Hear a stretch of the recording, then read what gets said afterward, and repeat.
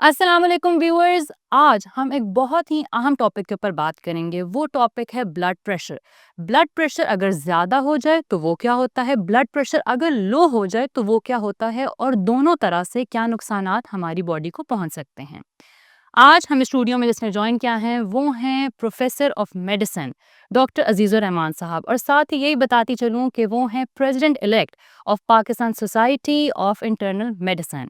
अस्सलाम वालेकुम sir, very warm welcome to you, और बहुत शुक्रिया आपने हमारे लिए टाइम निकाला। बहुत शुक्रिया आपका, आपने मुझे मौका दिया अपने ख़यालात शेयर करने का। सर, सबसे पहले तो आप मुझे बताएं कि ब्लड प्रेशर ये जो टर्म है जो बहुत ही आम रूटीन में हर घर में यूज़ हो रही है, वो ब्लड प्रेशर क्या मायने रखता है? देखिए, एक तो ये बात है कि ब्लड प्रेशर जो है एक किस्म का नॉर्मल चीज़ है। हमारी बॉडी में जो खून सर्कुलेट करता है वो इस तरीके से करता है कि जो दिल है वो समझ लीजिए एक पंप है जो ब्लड को पंप करता है खून की नालियों में, और खून की नालियाँ जाती तमाम बॉडी में, दिमाग में भी जाती हैं, बाजुओं में भी जाती हैं, तमाम जिस्म जो है उसको खून चाहिए, तो प्रेशर की वजह से जाता है। तो लेकिन जब वो प्रेशर एक ख़ास लेवल से बढ़ जाए, तो फिर हम उसको ब्लड प्रेशर का मर्ज़ कहते हैं। ठीक है। अगरचे ब्लड प्रेशर का लो होना भी एक मर्ज़ है, लेकिन जब सिंपल कहा जाए कि किसी को ब्लड प्रेशर की तकलीफ़ है, तो उसका मतलब ये है कि जितना ब्लड प्रेशर होना चाहिए, उससे उसका ज़्यादा हो गया। बिल्कुल हाई ब्लड प्रेशर ही ज़्यादा है। और कितना होना चाहिए कि नॉर्मल हेल्दी एडल्ट जो है, मर्द हो या औरत हो, उसका जब वो फिज़िकली और मेंटली बिल्कुल रिलैक्स हो, जैसे अपने घर में बैठा है, तो उसका ब्लड प्रेशर 120 और 80 होना चाहिए। ठीक। 120 और 80, और अगर थोड़ा-सा बढ़ जाए तो कई दफ़ा वो भी एक्सेप्टेबल होता है, लेकिन अगर उसका जब भी ब्लड प्रेशर चेक किया जाए 140 और 90 से ज़्यादा हो जाए, तो इसको हम फॉर्मली ब्लड प्रेशर का मर्ज़ कहते हैं। यानी ब्लड प्रेशर का मर्ज़ एक मेजरमेंट पे डिपेंड करता है, कोई अलामात पे या किसी फिज़िकल फाइंडिंग पे नहीं होता, और मेजर करने के लिए ज़रूरी है कि एक proper calibrated blood pressure apparatus हो, और एक प्रोफेशनली ट्रेन बंदा, वो डॉक्टर है या नर्स है या कोई डिस्पेंसर है, वो ब्लड प्रेशर चेक करे, और उस वक़्त चेक करे जब मरीज़ जो फिज़िकली और मेंटली रिलैक्स है। ठीक है। और आम तौर पे एक रीडिंग पे हम नहीं कहते, अगर बार-बार रीडिंग जो है वो क्लिनिक में 140/90 से ज़्यादा आ रही हैं, तो उसको हम फॉर्मली फिर ब्लड प्रेशर का मर्ज़ कहते हैं। सर, आपने कहा कि एक प्रोफेशनली ट्रेन्ड इंसान जो है वो आपका ब्लड प्रेशर चेक करे। डिजिटल बीपी एपरेटर्स जो हैं वो अब अमूमन हर किसी ने अपने घर में रखे होते हैं। तो वो कितने परसेंट ठीक है? देखिए, पाकिस्तानी लोगों की परसेप्शन ये है कि डिजिटल ब्लड प्रेशर ऑपरेटर्स जो है वो एक्यूरेट नहीं है। ठीक है। एक्चुअली दुनिया भर में सारे जो एक्सपर्ट हैं ब्लड प्रेशर के, वो सारी दुनिया में डिजिटल ऑपरेटर्स को प्रमोट कर रहे हैं, क्योंकि उसके अंदर बायस नहीं है। ह्यूमंस में, इंसानों में बायस होता है, लेकिन मशीन में बायस नहीं है। हाल बता, ये जो डिजिटल ऑपरेटर्स है ये बहुत सेंसिटिव है, ये इंटेलिजेंट नहीं है। इसको चेक करने का एक तरीका होता है, और वो तरीका ये है कि जब भी चेक किया जाए, मरीज पहले 5 मिनट तक एक ही जगह पे बैठा हो। ठीक है। बेशक वो सारा दिन घर में हो, रिलैक्स कर रहा हो, लेकिन जब ब्लड प्रेशर की रीडिंग लेनी है, वो 5 मिनट से एक ही जगह पे बैठा हो, और वो कंफर्टेबली बैठा हो, जैसे मैं बैठा हूँ, टांगे जमीन पे हो, स्ट्रेट हो, क्रॉस ना हो, और बाजू एक्सपोज करना है, और अगर बाजू को टेबल पे रखना है, और कफ जो प्रॉपर साइज की लगानी है, और जब ब्लड प्रेशर की रीडिंग लेनी है, उस वक़्त तकरीबन जिसको बात कहते हैं ना, मुराकबे में जा रहा है, बिल्कुल बॉडी को रिलैक्स करना है, माइंड को रिलैक्स करना है। अगर हो सके तो आँखें भी बंद कर ले, और उस दौरान बात नहीं करनी। ना जिस बंदे का ब्लड प्रेशर चेक कर रहा है, ना उससे को बात करनी, ना किसी और से बात करनी है।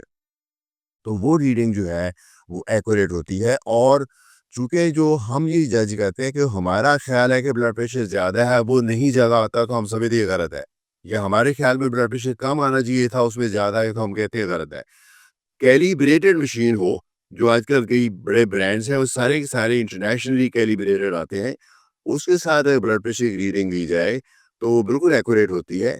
तो कई दफ़ा हम ये करते हैं कि पहली रीडिंग लेके उसको इग्नोर कर दें, 1 मिनट के बाद दूसरी लें, फिर 1 मिनट के बाद तीसरी लें, फिर दूसरी और तीसरी की एवरेज निकालें। तो ये एक्यूरेट ब्लड प्रेशर होता है। तो डिजिटल ब्लड प्रेशर ऑपरेटर जो है, वो जो हमारे मैनुअल है या जो मर्करी वाले उससे एक्चुअली बेहतर है। अगर एक प्रोफेशनली ट्रेन्ड बंदा ले रहा है तो फिर जो मर्करी वाला भी एक्सेप्टेबल है, बट दुनिया भर में मर्करी वाला ब्लड प्रेशर आहिस्ता-आहिस्ता गायब हो रहा है और डिजिटल वाला ही फ्यूचर है, तो इसी के साथ ब्लड प्रेशर चेक करना ज़्यादा सही है। ठीक है। सर, ये जो ब्लड प्रेशर का मर्ज़ है, इसकी तशख़ीस कैसे होती है? देखिए, इसकी तशख़ीस ये है कि इसकी कुछ अलामात भी हो सकती हैं, लेकिन हम जो प्रोफेशनल्स हैं, हम ये कहते हैं कि ब्लड प्रेशर की कोई अलामत नहीं होती। अच्छा। जी, बिल्कुल इसकी कोई अलामत नहीं होती। अगर कुछ अलामत है भी, तो ज़रूरी नहीं कि वो ब्लड प्रेशर की वजह से है। मुमकिन है आपको कोई एंग्ज़ायटी हो या कोई और मर्ज़ हो। अलामत हो भी सकती हैं, लेकिन ब्लड प्रेशर की अलामत तब होती हैं जब आपका ब्लड प्रेशर काफ़ी ज़्यादा हो जाए। ठीक। तो इसको मेज़र करने का, इसको डायग्नोज़ करने का वाहद एक तरीका है। वो ये है कि इसको एक प्रॉपर्ली कैलिब्रेटेड अपरेटस के साथ, एक प्रॉपर टेक्नीक के साथ, एक प्रॉपर्ली ट्रेन्ड प्रोफेशनल इसको ब्लड प्रेशर चेक करें ठीक है। और कई दफ़ा चेक करें। अगर मल्टीपल टाइम रीडिंग ज़्यादा आ रही है, तो आपको ब्लड प्रेशर का मर्ज़ है। भले आपको कोई सिम्पटम है या नहीं, आप मुमकिन अपने आप को एब्सोल्यूटली फिट महसूस करते हो, लेकिन अगर आपकी रीडिंग जो क्लिनिक में 140/90 से ज़्यादा आ रही, तो आपको ब्लड प्रेशर का मर्ज़ है। और दूसरी बात ये है कि किनको चेक कराना चाहिए, तमाम जो बालिग़ हज़रात हैं, उनको चेक कराना चाहिए। ख़ास तौर पे वो लोग जिनकी फैमिली में ब्लड प्रेशर है, जिनकी वालदा को ब्लड प्रेशर है, जिनके वालिद को ब्लड प्रेशर है, जिनके चाचा, ताया, खालू, खाला, दादा, नाना किसी को ब्लड प्रेशर है, उसको चेक कराना चाहिए। जिनका वज़न ज़्यादा, उनको चेक कराना चाहिए। और जब भी मैं समझता हूँ आप डॉक्टर के पास जाएँ, किसी भी वजह से जाएँ, अगर डॉक्टर आपका ब्लड प्रेशर खुद नहीं चेक करता, तो आप रिक्वेस्ट करिए मेरा ब्लड प्रेशर भी चेक। ठीक है। तो ब्लड प्रेशर का मर्ज़ तशख़ीस करने का वाहिद तरीका ब्लड प्रेशर की मेजरमेंट है। ठीक है। और हर उम्र के इंसान को इसका ख़्याल रखना चाहिए कि ये उम्र से भी रिलेटेड नहीं है कि बाज़ औक़ात लोग कहते हैं कि अच्छा, जब हम यंग हैं तो हमें कोई मर्ज़ नहीं हो सकता, हमारा ब्लड प्रेशर ठीक होगा, लेकिन ऐसी कोई बात नहीं। अगर आपकी फ़ैमिली में है तो आपको अर्ली भी हो सकता है। अर्ली भी हो सकता है, ना सिर्फ हो सकता है, बल्कि बच्चों में भी हो सकता है। अच्छा। बच्चों में भी हो सकता है। वो ब्लड प्रेशर की डिफरेंट कैटेगरीज़ हैं ठीक है। और उसको उसका लेवल और है। वो 140/90 जो होता है ना, ये एडल्ट्स के ऊपर अप्लाई करता है। 18 साल से लेकर 80 साल तक के जो लोगों पे ये 140/90 का जो पैमाना काम करता है। यंग बंदों में भी ब्लड प्रेशर हो सकता है और ख़ास तौर पे अगर आपका वज़न ज़्यादा है और ख़ास तौर पे आपकी फैमिली हिस्ट्री है, तो मैं समझता हूँ कि 18 साल के बाद तो हर बंदे को एटलीस्ट एक दफ़ा ब्लड प्रेशर चेक कराना चाहिए। अगर ब्लड प्रेशर की रीडिंग आइडियल आती है 120/80, फिर दोबारा बेशक साल बाद चेक करा लें। लेकिन अगर बॉर्डर लाइन आती है, तो फिर आप सोचिए 3 महीने बाद, 6 महीने बाद दोबारा ठीक है, चेक चेक कराएँ। कराते रहें। और यूँ ही ब्लड प्रेशर की तशख़ीस होती है, तो आप फिर मज़ीद वक़्त ज़ाया मत कीजिए, उसका ट्रीटमेंट शुरू करें। अगरचे ट्रीटमेंट ब्लड प्रेशर का मतलब ये नहीं है कि सीधे-सीधे आप अद्वियात पे जाएँगे। लाइफ़स्टाइल चेंजेस से भी, कुछ खुराकी परहेज़ से, कुछ एक्सरसाइज़ करके, कुछ वज़न कम करके, कुछ पहले से अगर आप अद्वियात ले रहे हैं किसी और मर्ज़ की, उसकी मेद-ओ-बदल करके भी ब्लड प्रेशर कंट्रोल किया जा सकता है। लेकिन ब्लड प्रेशर को कंट्रोल करके उसको कंट्रोल रखना बहुत ज़रूरी है। अदरवाइज़ किसी भी वक़्त कोई सीरियस कॉम्प्लिकेशन हो सकती है। ठीक है। और अलामात का भी वेट मत करें, क्योंकि अमूमन लोग कहते हैं कि अच्छा, सर में दर्द हो तो या तो आपको बेहोशी की हालत अगर आप पे आने लगी हो तब, तो अलामात भी नहीं होती, बट आप उसको चेक करते रहें। बिल्कुल ऐसा ही आपने सही फरमाया कि अलामात नहीं होती, बल्कि कई दफ़ा ये होता है कि पेशेंट को कोई तकलीफ़ हुई, सर दर्द हुई, ये चक्कर आए और वो फ़ौरी तौर पे इमरजेंसी हॉस्पिटल में गया और वो जाके उसका ब्लड प्रेशर चेक किया, तो ब्लड प्रेशर थोड़ा-सा ज़्यादा आ गया। ठीक है। तो ऐसे में आमतौर पे जो ड्यूटी डॉक्टर है, वो भी इन्फरेंस यही ड्रॉ करता है कि ब्लड प्रेशर का मर्ज़ है, इसलिए तकलीफ़ हुई है। और मरीज़ भी आमतौर पे ये समझता है कि मुझे ब्लड प्रेशर मेरा बढ़ा है, तो उसकी वज़ह से ये तकलीफ़ हुई है। लेकिन यकीन माने, अक्सर औक़ात ये जो रिलेशनशिप है ब्लड प्रेशर में और सिम्पटम में, ये रिवर्स होता है। उसको हेडेक किसी और वजह से हुई, चक्कर किसी और वजह से आए, लेकिन उसके नतीजे में ब्लड प्रेशर बढ़ा है। इसको बोलते हैं रिएक्शनरी ब्लड प्रेशर। जी। इसीलिए ज़रूरी है कि ब्लड प्रेशर की तशख़ीस तभी हम करते हैं जब एक से ज़्यादा रीडिंग हाई आएँ और वो रीडिंग उस वक़्त की जाए जब मरीज़ अदरवाइज़ ठीक फ़ील कर रहा है। जब बंदा फिज़िकली, मेंटली रिलैक्स फ़ील कर रहा है, कोई सिम्पटम नहीं, उस वक़्त की रीडिंग अगर ज़्यादा आए, तो ब्लड प्रेशर का मर्ज़ की तशख़ीस होती है। सर काइंडली यहाँ पे आप ये बताते चलें कि ब्लड प्रेशर की इकसाम कितनी तरह की हैं? ये बहुत अच्छा क्वेश्चन है। जो ब्लड प्रेशर की अक़साम है, जो ज़्यादातर जो 90-95% लोगों में ब्लड प्रेशर होता है, उसको तो बोलते हैं एसेंशियल हाइपरटेंशन। यानी एसेंशियल हाइपरटेंशन का लफ़्ज़ का मतलब ये है उर्दू में कि ऐसा ब्लड प्रेशर जो होना ही था। ठीक है। और वो उसके पीछे जीन्स होती हैं, आपका खाना-पीना होता है, आपका वेट है, कोई ऐसी वजह नहीं कि एक चीज़ को हम कहें कि ये वजह है। मल्टीपल फैक्टर्स मिलके ब्लड प्रेशर बढ़ाती है। इसको बोलते हैं एसेंशियल ब्लड प्रेशर या प्राइमरी हाइपरटेंशन। लेकिन एक किस्म है जिसको बोलते हैं सानवी ब्लड प्रेशर या सेकेंडरी हाइपरटेंशन। वो 5 से 10% लोगों को होती है जो जिनको गुर्दों का मर्ज़ है या एक एड्रिनल ग्लैंड होता है उसमें कोई प्रॉब्लम है या थायराइड ग्लैंड में मसला है या किसी बंदे को बहुत ज़्यादा वज़न है उसको एक बोलते हैं ऑब्स्ट्रक्टिव स्लीप एपनिया वो है। तो ऐसे में या ओवरीज़ में कुछ इश्यू है तो उनको जब ब्लड प्रेशर होता है तो उसको बोलते हैं सेकेंडरी हाइपरटेंशन। वो बहुत रेयर है। लेकिन मोस्टली इतनी तहकीक के बावजूद जो ब्लड प्रेशर का मर्ज़ है, उसकी एग्ज़ैक्ट एक कॉज़ बताना मुश्किल है कि ये वजह है इसकी। तो इसको हम एसेंशियल हाइपरटेंशन कहते हैं। सर इलाज कराना ब्लड प्रेशर का कितना ज़रूरी है? ब्लड प्रेशर से क्या-क्या आगे और प्रॉब्लम्स हमारी लाइफ में हो सकती हैं? ये बहुत अच्छा सवाल किया। ब्लड प्रेशर का इलाज कराना बहुत ज़रूरी है, क्योंकि जो सबसे बड़ी कॉज़ है डेथ की दुनिया में, वो है हार्ट अटैक या हार्ट फेल होना या फ़ालिज। जी। और उसके पीछे कई फैक्टर्स होते हैं, जैसे डायबिटीज़ भी है, स्मोकिंग भी है, हाई कोलेस्ट्रॉल भी है। लेकिन सबसे इम्पोर्टेंट सिंगल फैक्टर जो है वो है ब्लड प्रेशर। जी, ये जो स्ट्रोक का वर्ड यूज़ किया जाता है, ब्रेन हेमरेज का वर्ड यूज़ किया जाता है, ये ब्लड प्रेशर की वजह से ही होता ये मोस्टली ब्लड प्रेशर वजह से होता है। यानी खून की नालियों जो ब्लड प्रेशर करता है क्या है, ये आपकी खून की नालियों को डैमेज करता है। क्या? यानी ये तस्वर करें बॉडी के तमाम ऑर्गन जो है वो खून की नालियों पे डिपेंडेंट है। खून की नालियों को या तो आहिस्ता आहिस्ता ये तंग कर देता है या ब्लड प्रेशर बहुत बढ़ जाए तो खून की नाली को रप्चर भी कर देता है। दोनों सूरतों में जो खून की नाली जब डैमेज होती है तो जो भी ऑर्गन इफेक्ट होता है उसमें खून की सप्लाई बंद होती है।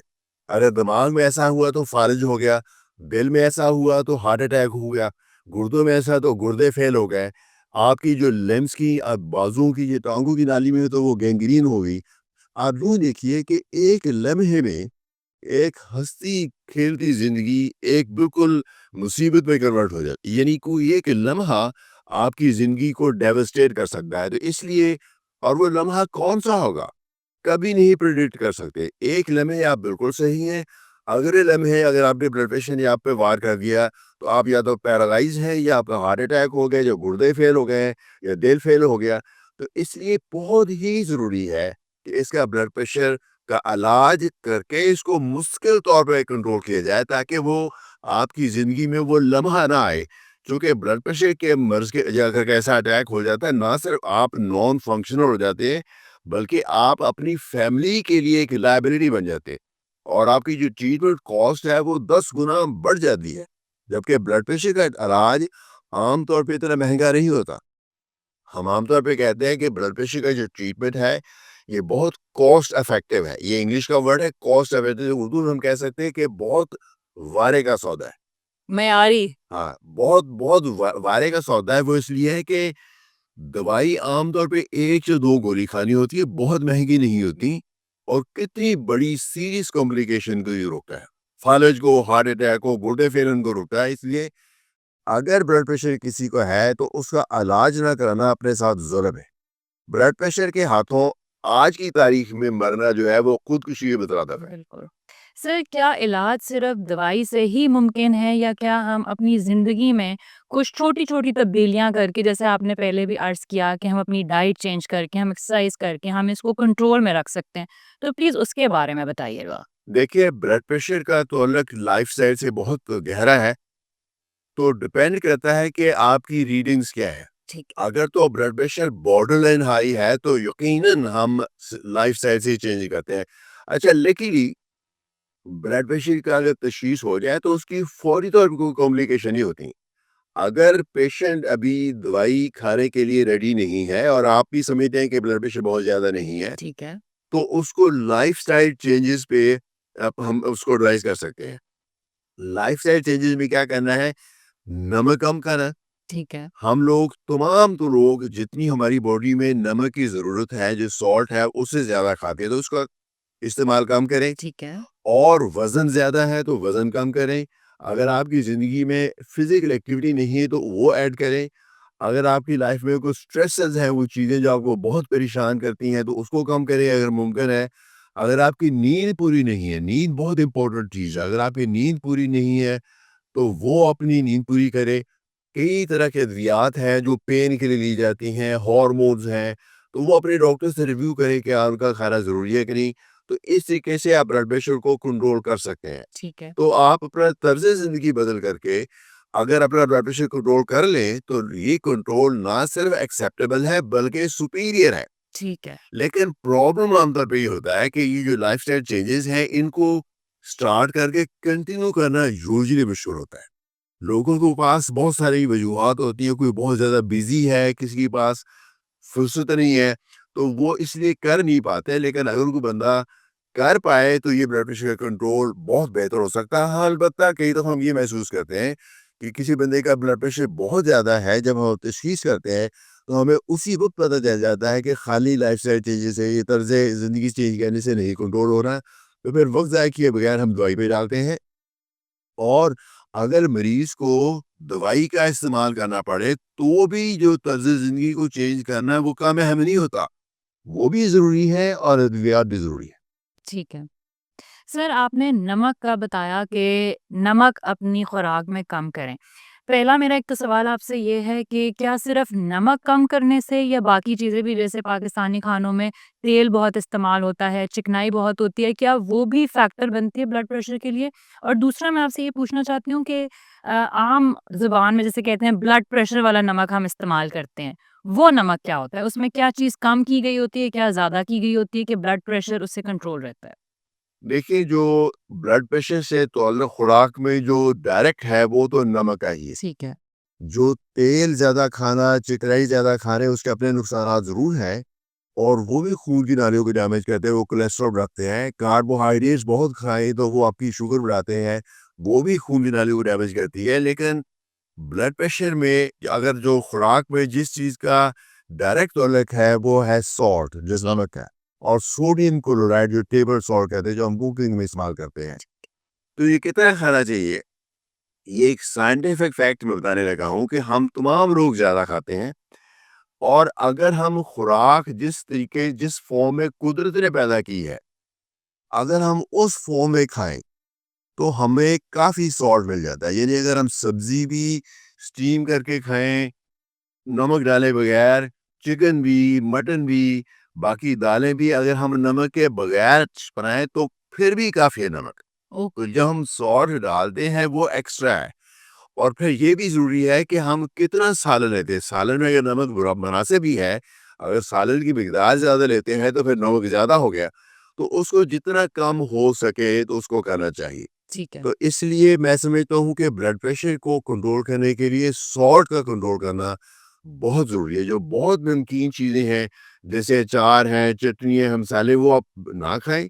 जो आम खाने हैं, जैसे बाज़ार से खाते हैं, शादी पे जाते हैं, पार्टी पे जाते हैं, वहाँ आपके इख्तियार में नहीं है। बिल्कुल। क्योंकि रेस्टोरेंट के खाने में आमतौर पे नमक ज़्यादा होता है, तो उसमें यकीनन ये चीज़ आपके इख्तियार में है कि आप अपने प्लेट में कितना डालते हैं और अपने पेट में कितना डालते हैं। जो आपने दूसरा बताया था ब्लड प्रेशर वाला नमक, एक कॉन्सेप्ट है कि उसको बोलते हैं लो सॉल्ट या नो सॉल्ट।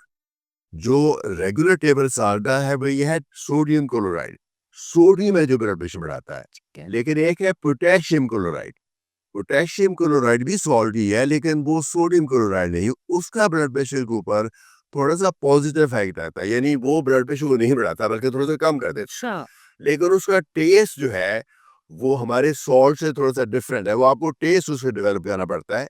और जो हमारी कमर्शियली अवेलेबल है नो सॉल्ट या लो सॉल्ट, उसमें आमतौर पे जो लो सॉल्ट है उसमें कुछ सोडियम क्लोराइड होता है, कुछ पोटेशियम क्लोराइड होता है। लेकिन जो नो सॉल्ट है उसमें सिर्फ पोटेशियम क्लोराइड होता है। लेकिन एक बात बहुत अहम मैं ये यह कहना चाहता हूँ, ये जो लो सॉल्ट है, ये नो सॉल्ट है, ये भी बिल्कुल खतरे से खाली नहीं है। ये उन लोगों के लिए नुकसानदेह है जिनको गुर्दों की तकलीफ है, जिनके गुर्दे फेल हो गए हैं, उनके लिए ये सॉल्ट रेगुलर सॉल्ट से भी ज्यादा खतरनाक है। सो आप अपने डॉक्टर की एडवाइस के मुताबिक चले। अगर आपके डॉक्टर ने एडवाइस किया कि ये नो सॉल्ट या लो सॉल्ट ले तो फिर सही रहेगा। सर आपने डॉक्टर एडवाइस की बात की है, तो एक और जो मसला हमारी सोसाइटी में प्रिवेल करता है वो ये है कि लोग खुद से अपनी दवाई की जो मिकदार है वो ऊपर-नीचे करना सही समझते हैं या खुद से कोई दवाई ऐड कर लेते हैं लोगों की बातों में आके, तो उसके ऊपर आपका क्या ख़्याल है? देखिए, जहाँ तक ब्लड प्रेशर की अद्वियात का ताल्लुक है, बहुत सारे हमारे पास चॉइसेस हैं, कम से कम 20 तरह की अद्वियात अवेलेबल हैं। तो वो इतनी सारी क्यों हैं? क्योंकि कुछ ब्लड प्रेशर की दवाइयाँ किसी मरीज़ के लिए सूटेबल होती है, कुछ किसी के लिए सूटेबल है, कुछ किसी के लिए सूटेबल है। मसलन अगर वो हामिला औरत है, उसके लिए ब्लड प्रेशर की दवाई और है, और वो दमे का मरीज़ है, तो उसके लिए ब्लड प्रेशर की दवाई कुछ और है, और वो शुगर का मरीज़ है, तो उसकी ब्लड प्रेशर के लिए और है। एक कोई बुज़ुर्ग आदमी है, तो उसके लिए ब्लड प्रेशर की जो मुनासिब दवाई कुछ और है। इसलिए डॉक्टर के मशवरे से ही लेना चाहिए, और डॉक्टर वो जो क्वालिफाइड हो, प्रॉपर्ली ट्रेन्ड हो और इसका बात को समझता हो। एक दफ़ा आपको दवाई दे दी गई है, तो उसी दवाई के अंदर जो दवाई आपको प्रिस्क्राइब की गई है, उसमें थोड़ी-सी रद्द-बदल करना मेरे ख़्याल में जायज़ है, चूँकि ये एक आजकल हम कहते हैं शेयर्ड डिसीजन। डॉक्टर और मरीज़ मिलके एक टीम बनते हैं, बल्कि मरीज़ के बिहाफ़ पे उसकी पूरी फैमिली ठीक है। एक टीम बनती है। तो ये अपनी बीमारी को समझना और अपनी बीमारी को उसकी ट्रीटमेंट को समझना ज़रूरी है। अगर वो पढ़ा-लिखा मरीज़ है और इस बात को समझता है, तो थोड़ी बहुत रद्द-बदल कर लेना मुनासिब है। अपनी बीमारी को समझना इतना ज़रूरी है, मैंने इनफैक्ट एक चैनल बनाई हुई है, उसका नाम है मेडिस्टैंड अपनी बीमारी को समझिए। ठीक है। यानी मेरा ये बिलीफ है कि मरीज़ अगर अपनी बीमारी को नहीं समझता, तो वो आपकी डॉक्टर की एडवाइस को सही फ़ॉलो नहीं कर पाता। जबकि उसको पता होना चाहिए कि अगर मैंने नमक कम करना है, तो क्यों कम करना है? अगर मैंने खुराक कम करनी है, तो क्यों कम करनी है? अगर मैंने ब्लड प्रेशर को चेक करना है, तो क्यों चेक करना है? इसलिए मरीज़ को डॉक्टर का ये फ़र्ज़ है कि उसकी बीमारी से रिलेटेड हेल्थ एजुकेशन भी दे, और वो जो हेल्थ एजुकेशन मरीज़ ने ले ली है, उसके मुताबिक दवाई में थोड़ी बहुत रद्द-बदल करनी मुनासिब है। लेकिन दवाई चेंज करना, ये सिर्फ़ ये सोच के कि जी मेरी दादी ये दवाई खाती है, तो चलो मैं भी ये खा लेता हूँ, तो ये बिल्कुल गलत है। ठीक है। सर अगर किसी को ब्लड प्रेशर का मर्ज़ है, तो क्या उसको बाकी भी जो डिज़ीज़ेज़ हैं वो जल्दी लग सकते हैं? जैसे कि एक इंसान ब्लड प्रेशर से गुज़र रहा है, तो क्या उसको डायबिटीज़ भी हो सकती है? बाकी चीज़ें के लिए भी क्या वो ज़्यादा सस्पेक्टेबल हो जाता है? जी, बिल्कुल होता है ऐसे, बिल्कुल सही कहा आपने। जो ब्लड प्रेशर है एक्चुअली, ये हमारी जिसको बोलते हैं नॉन कम्युनिकेबल डिज़ीज़ेज़, इसकी फ़हरिस्त में सबसे ऊपर है। ठीक है। ये इनका तमाम का ताल्लुक तर्ज़ ज़िंदगी से है। ख़ास तौर पे आजकल के जो तर्ज़ ज़िंदगी है, इसमें 2 चीज़ें हो गई हैं। एक तो ये है कि फ़िज़िकल एक्टिविटी जो है, जो एक्सरसाइज़ है, जो मशक्क़त है, उसका बहुत फुक़दान है। पुराने ज़माने में मेरे ख़्याल में जो पुराने ज़माने का जो बादशाह था, उसकी भी फ़िज़िकल एक्टिविटी एक आजकल के आम आदमी से ज़्यादा थी, चूँकि उस वक़्त मैकेनाइज़ेशन नहीं थी, मोटराइज़ेशन नहीं थी। आजकल हर काम रिमोट कंट्रोल से होता है। इसलिए चूँकि हमारी फ़िज़िकल एक्टिविटी कम हो गई है, और दूसरी तरफ से हमारी जो खुराक है, वो तो एक्सेस हो गई है। अब ये पुराने ज़माने में स्नैकिंग का कोई कॉन्सेप्ट नहीं होता, तो 2 मील होते थे, और वो मील भी ज़्यादातर वेजिटेबल प्लांट सोर्स से आते थे। तो आजकल उधर से खाने की ज़्यादती हो गई है, उधर से हमारी फ़िज़िकल एक्टिविटी कम हो गई है, उससे हमारे वज़न बढ़ गए हैं, और वज़न से ब्लड प्रेशर भी रिलेटेड है, वज़न से कोलेस्ट्रॉल भी रिलेटेड है। जिसका ब्लड प्रेशर है, उसको हो सकता है उसका कोलेस्ट्रॉल भी ज़्यादा हो, मुमकिन है उसका यूरिक एसिड भी ज़्यादा हो, मुमकिन है उसको डायबिटीज़ भी हो गई हो, मुमकिन है उसके लिवर में फैट भी आ गया हो। तो ये तमाम बीमारियाँ आपस में लिंक्ड हैं। ठीक है। तो इसको बोलते हैं मेटाबॉलिक सिंड्रोम। तो ये ज़रूरी है डॉक्टर के लिए भी कि अगर आपके पास कोई पेशेंट ब्लड प्रेशर के लिए आया है, तो उसकी बाकी चीज़ें भी चेक की जाएँ। और अगर आप पेशेंट हैं, आपको ब्लड प्रेशर तशख़ीस हुई है, तो आप भी अपनी बाकी चीज़ें, अपना कोलेस्ट्रॉल भी, अपना यूरिक एसिड भी, अपनी शुगर, ये तमाम चीज़ें भी चेक कराएँ, ताकि आपको अपनी सिर्फ़ एक बीमारी को नहीं कंट्रोल करना, अपनी टोटल बीमारी को, अपनी पूरी हेल्थ को जब आप कंट्रोल करेंगे, फिर आप एक सेहतमंद और लंबी ज़िंदगी एक्सपेक्ट कर सकते हैं। ये सर ब्लड प्रेशर को गुस्से से भी या स्ट्रेस से, हाइपरटेंशन से भी रिलेट किया जाता है कि अगर एक इंसान बहुत ज़्यादा गुस्से का तेज़ है या हर वक़्त स्ट्रेस में रहता है, तो उसको ब्लड प्रेशर होने के ज़्यादातर चांसेस हैं। इसमें कितनी सच्चाई है? मेरे ख़्याल में ये थोड़ा-सा इसमें उतनी सच्चाई नहीं जितनी लोग समझते हैं। ठीक है। ये अलग बात है कि अगर आप गुस्से में हैं, एंगर है, आपको गुस्से में है, तो उससे ब्लड प्रेशर बढ़ता है। ठीक है। लेकिन ये ज़रूरी नहीं कि अगर आपका ब्लड प्रेशर ज़्यादा है तो आपको उसकी वजह से गैर ज़रूरी गुस्सा आएगा, ये ऐसा नहीं है। ठीक है। तो अगर आपको बार-बार गुस्सा आ रहा है तो ग़ालिबन आपका टेम्परामेंट ऐसा है, हर इंसान मुख्तलिफ है, कइयों को ज़्यादा गुस्सा आता है, कइयों को कम आता है। लेकिन अगर किसी को ज़्यादा गुस्सा आता है तो मेरे ख़्याल में ब्लड प्रेशर चेक कराना तो बहुत ही ईज़ी है। अच्छा, ब्लड प्रेशर की दवाई के बारे में कहा था कि बहुत कॉस्ट इफ़ेक्टिव है, बड़ी सस्ती दवाई के साथ आपकी बड़ी सीरियस बीमारी कंट्रोल हो जाती है और इसकी तशख़ीस भी बहुत आसान है। कई बीमारियाँ उसमें हमें बड़े लंबे-लंबे टेस्ट कराने पड़ते हैं, सीटी स्कैन कराना पड़ता है, एमआरआई कराना पड़ता है, सीटी कई और तरह के टेस्ट कराने पड़ते हैं, फिर जाके पता चलता है बीमारी क्या है। ब्लड प्रेशर में सिंपली आपको ब्लड प्रेशर चेक कराना है और वहीं से तशख़ीस हो जाती है। तो अगर आपको गैर ज़रूरी गुस्सा आता है और ख़ास तौर पे अगर आपका टेम्परामेंट रिसेंटली चेंज हुआ है, तो मैं समझता हूँ कि ज़रूरी है कि अपना ब्लड प्रेशर चेक करा लें। अगर आपने अपनी फैमिली में, अपने ऑफ़िस में, ये मुमकिन आपने अपने बॉस को नोट किया हो कि आजकल ज़रा ज़्यादा टेम्पर लूज़ कर रहे हैं, तो किसी तरीके से उनको सजेस्ट कर दें कि जी अपना ब्लड प्रेशर चेक कराएँ। सही है, आप क्या बात कर रहे हैं कि कैसे बॉस को कहा जा सकता है, बस ये किया जा सकता है कि बॉस के कमरे में उस वक़्त ना जाएँ। चलो, ये भी एक अच्छा आइडिया है जी। ठीक है, और स्ट्रेस कितना रिलेट करता है ब्लड प्रेशर से? स्ट्रेस रिलेट करता है क्योंकि स्ट्रेस से हमारी बॉडी में कुछ हार्मोन्स बनते हैं। ठीक है। एक है हार्मोन कैटेकोलामीन। कैटेकोलामीन का काम ये है कि हार्ट रेट को भी बढ़ाता है और हार्ट की कॉन्ट्रैक्शन को भी बढ़ाता है और जो खून की नालियाँ हैं उनको भी वो ऐसे जिसको बोलते हैं स्पैज़म में जिसको कॉन्ट्रैक्ट कर देता है। तो जो स्ट्रेस है उससे कैटेकोलामीन भी लेवल बढ़ता है और कॉर्टिज़ोल लेवल एक चीज़ है, कॉर्टिज़ोल लेवल भी बढ़ता है और भी जो हार्मोन्स हैं आपके ग्लूकागॉन लेवल बढ़ता है, ग्रोथ हार्मोन बढ़ता है। ये सारे जो हार्मोन्स हैं, ये स्ट्रेस हार्मोन्स हैं और जब ये हार्मोन बढ़ते हैं तो आपका ब्लड प्रेशर बढ़ता है। ठीक है। लेकिन आम तौर पे जो स्ट्रेस है वो ब्लड प्रेशर की सिंपल वजह नहीं होती। जिनको ब्लड प्रेशर है, उनको जब स्ट्रेस होता है तो उनको जो ब्लड प्रेशर मज़ीद बढ़ जाता है, तो एकदम से ब्लड प्रेशर की जो सर्ज आती है वो ख़ास तौर पे बहुत ख़तरनाक होती है। चूँकि आपने देखा होगा ज़िंदगी में, रियल ज़िंदगी में भी देखा होगा, ड्रामों में, फ़िल्मों में देखते हैं कि किसी बंदे को एकदम से कोई ने टेम्पर लूज़ किया तो एकदम से उसको स्ट्रोक हो गया या हार्ट अटैक हो गया। वो इसीलिए होता है कि उस वक़्त उसका ब्लड प्रेशर एकदम से बहुत बढ़ता है, तो उसको इस तरह की कॉम्प्लिकेशन हो जाती है। ठीक है। तो सबसे ज़्यादा कॉमन कौन-से लोग हैं जिनको ब्लड प्रेशर होगा? क्या वो लोग जिनकी फैमिली में चलता आ रहा है? जी, सबसे इम्पोर्टेंट 2 फैक्टर्स हैं। एक वो जिनकी फैमिली में है, फैमिली में कौन-कौन शामिल है? आपके पेरेंट्स और आपके बहन-भाई। और बहन-भाई में अगर ब्लड प्रेशर है और भी ज़्यादा खतरा है पेरेंट्स की निस्बत भी। और ख़ास तौर पे अगर आपके दोनों पेरेंट्स को है, क्योंकि आपकी जो बॉडी में जीन्स हैं वो आधी माँ से आती हैं, आधी वाले से आती हैं, तो दोनों को ब्लड प्रेशर है, तो ब्लड प्रेशर की जीन्स दोनों तरफ से आ गई। ठीक है।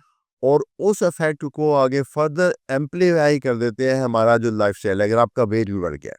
सो 2 वजूहात, एक मौरूसी है और एक आपका वेट है। ठीक। ये 2 चीज़ें हैं जो ख़ास तौर पे ब्लड प्रेशर कॉज़ करती हैं।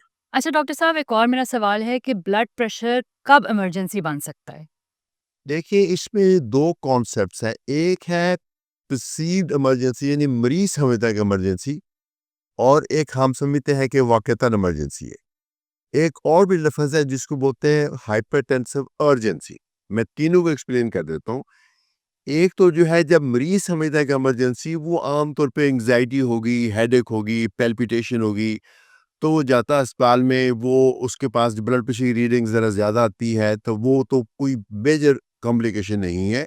थोड़ी-सी रीएश्योरेंस करनी होती है, अगर दवाई से छोड़ी हुई तो दवाई दोबारा स्टार्ट करनी होती है और थोड़ी देर अस्पताल में रखना होता है मरीज़ को, थोड़ी दवाई भी दे देते हैं, अगरचे इसको इमरजेंसी के तौर पे ट्रीट करना ज़रूरी नहीं है। लेकिन एक लफ़्ज़ है हाइपरटेंसिव इमरजेंसी, और ये वाक़तन ट्रू सेंस में एक इमरजेंसी है और इसकी आगे 2-3 कैटेगरीज़ होती हैं। ये हम तब कहते हैं कि किसी बंदे का ब्लड प्रेशर अगर बहुत ज़्यादा है ठीक है। और साथ उसके बॉडी के कोई ऑर्गन को वो डैमेज कर रहा है। मसलन उसमें एक कैटेगरी हाइपरटेंसिव एन्सेफेलोपैथी। वो ये है कि ब्लड प्रेशर ज़्यादा होने से उसके दिमाग में प्रेशर बढ़ गया है और दिमाग उसका सही नहीं काम कर रहा है। उसको फिट्स भी पड़ सकते हैं, वो बेहोश भी हो सकता है और ब्रेन हेमरेज भी हो सकती है। तो एक तो ये इमरजेंसी है। दूसरा हाइपरटेंसिव इमरजेंसी ये होती है कि उसका ब्लड प्रेशर इतना बढ़ गया है कि हार्ट फेल हो गया, लंग्स में पानी भर गया। ये भी एक बहुत सीरियस कॉम्प्लिकेशन है, इससे भी मौत वाक़या हो सकती है।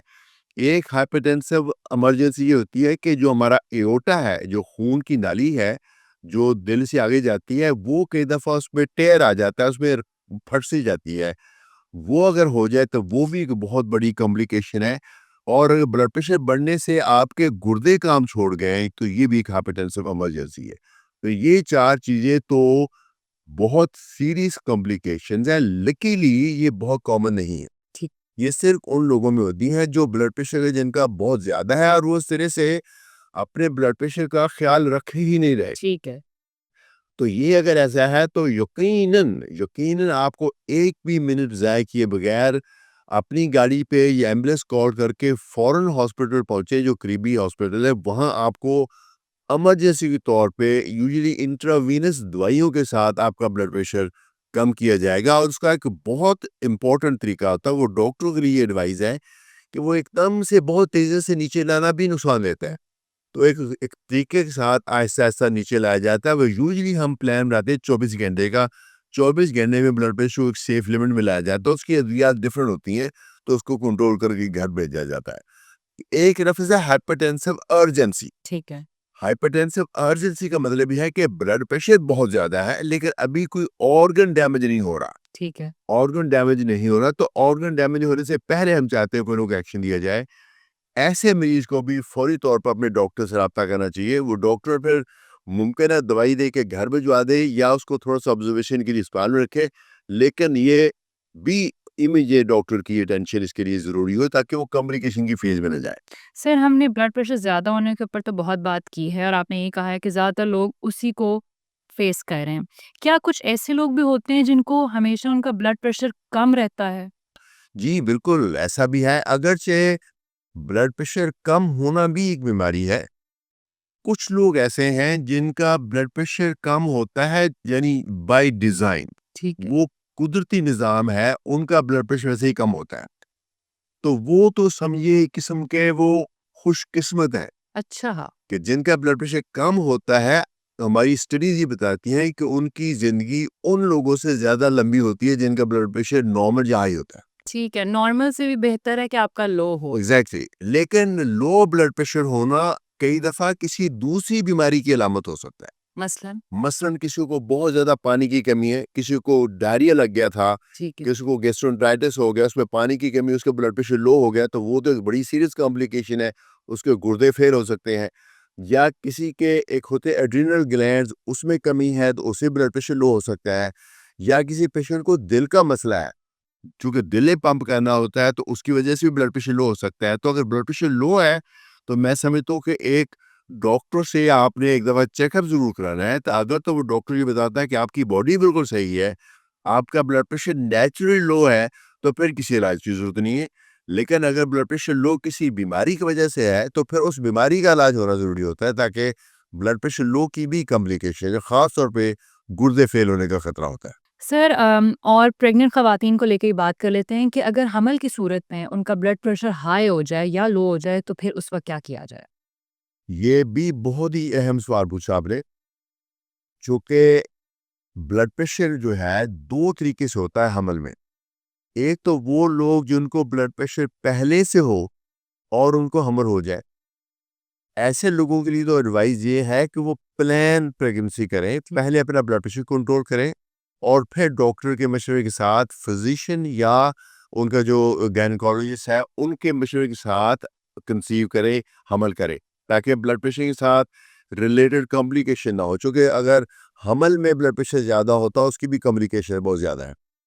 और दूसरा एक लफ्ज़ है जिसको बोलते हैं जेस्टेशनल हाइपरटेंशन। जेस्टेशनल हाइपरटेंशन ये होता है कि आप पहले बिल्कुल नॉर्मल था ब्लड प्रेशर, आपका प्रेगनेंसी से पहले आपका एंटीनेटल हो रहा था, आपका ब्लड प्रेशर ठीक आ रहा था। लेकिन प्रेगनेंसी के दौरान, चूँकि प्रेगनेंसी के दौरान, हमल के दौरान आपका वज़न भी बढ़ता है, आपकी बॉडी में पानी की मिकदार बढ़ जाती है और आपकी बॉडी में कई हार्मोन बनते हैं जिनका काम है ब्लड प्रेशर बढ़ाना है। इसको जेस्टेशनल हाइपरटेंशन कहते हैं। ये आमतौर पर 20 हफ्ते की प्रेगनेंसी के बाद में होता है, तो उसका भी इलाज ज़रूरी है। इसमें इंटरनेशनल गाइडलाइंस है, जो प्रोफेशनल जो फिजिशियन है उसको पता है किस लेवल पे कंट्रोल करना है। लेकिन बहुत इंपॉर्टेंट बात यह है कि हमल के दौरान जो ब्लड प्रेशर है उसकी अद्वियात मुख्तलिफ होती हैं। ठीक है। जो हमारी हर दवाई हमल के दौरान मुनासिब नहीं है। अगर कोई बंदा पहले से ब्लड प्रेशर की अद्वियात ले रहा है, कोई ख़तून ले रही हैं और उसने कंसीव करना, तो पहले ही अपने डॉक्टर से मिलके वो अद्वियात जो हमल में नहीं सही, वो मसलन उनको बोलते हैं एस इनहिबिटर्स, ARVs, अगर वो ले रहा है तो पहले से बंद करवा रहे हैं। लेकिन अगर आपको हमल हो गया है और आपको पता चला है कि ओहो तो हमल हो गया, तो मैं तो ये ब्लड प्रेशर की दवाई ले रही थी, फिर भी अपने डॉक्टर से मिल ले तो वो दवाई बंद हो जाए तो फिर भी कोई नुकसान नहीं होता। लेकिन ये अद्वियात जो है वो थ्रू आउट प्रेगनेंसी लेनी चाहिए, जो ब्लड प्रेशर के को कंट्रोल रखने के लिए, और उसका फॉलोअप भी ज़्यादा फ्रीक्वेंटली होना चाहिए। चूँकि हमल के दौरान जब ब्लड प्रेशर ज़्यादा होता है तो एक ज़िंदगी नहीं, 2 ज़िंदगी एट रिस्क है, और जो दूसरी ज़िंदगी है वो बहुत नाज़ुक है। थोड़ा-सा ब्लड प्रेशर में वेरिएशन भी उसको नुकसान दे सकती है। तो उसका इलाज बहुत ही ज़रूरी है। डॉक्टर साहब, कोई अलविदाई कमेंट्स आप देना चाहेंगे कि हमें अपनी ज़िंदगी में किस तरह हमने अपनी ज़िंदगी गुजारनी चाहिए? क्या चीज़ हमें मिकदार में खानी चाहिए? क्या करना चाहिए? देखिए, मैं ब्लड प्रेशर के हवाले से ही कहूँगा कि एक ऐसा मर्ज़ है जिसकी कोई अलामात नहीं। अगर आप बिल्कुल हेल्दी फ़ील कर रहे हैं तो ये इस बात की दलील नहीं कि आपको ब्लड प्रेशर नहीं हो सकता। अगर आपकी फैमिली में ब्लड प्रेशर है, आपका वज़न ज़्यादा है, तो आप प्लीज़ अपना ब्लड प्रेशर ज़रूर चेक कराएँ, और ज़्यादा है तो इग्नोर मत कीजिए। डॉक्टर की एडवाइस के मुताबिक अपनी ज़िंदगी को चेंज करें, नमक का इस्तेमाल कम करें, एक्सरसाइज़ करें, वज़न कम करें, पीरियडिकली ब्लड प्रेशर चेक करते रहें। अगर आपको दवाई तजवीज़ की गई है तो दवाई खाएँ। दवाई का खाना काफ़ी नहीं है, उसके साथ ब्लड प्रेशर चेक करें, ताकि दवाई उस डोज़ में खाएँ ताकि आपका ब्लड प्रेशर कंट्रोल रहे, और उसको कंट्रोल करके कंट्रोल रखना ही ज़रूरी होता है। और घर में ब्लड प्रेशर ऑपरेटर ज़रूर रखें, और डिजिटल ऑपरेटर बहुत अच्छा है।